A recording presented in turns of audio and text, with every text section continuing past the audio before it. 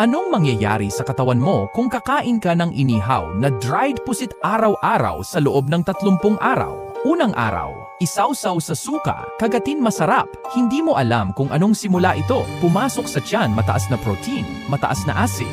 Masarap nga, pero abala na ang katawan. Unang linggo, maalat kaya palagi kang nauuhaw.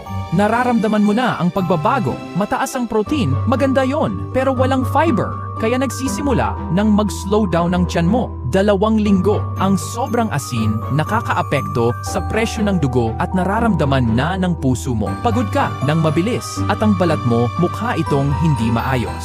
3 linggo, ang kidneys mo patuloy na nagtatrabaho, kailangan nilang linisin ang lahat ng labis na asin. 30 araw. Masustansya ang pusit pero 30 araw na walang iba? Ito ang katotohanan. Hindi kailangang iwasan ang pusit. Kailangan lang ng balanse kasama ng gulay, kanin at tubig. Kumain ka na ba ng grilled pusit ngayong linggo? I-comment mo kung paborito mo ito.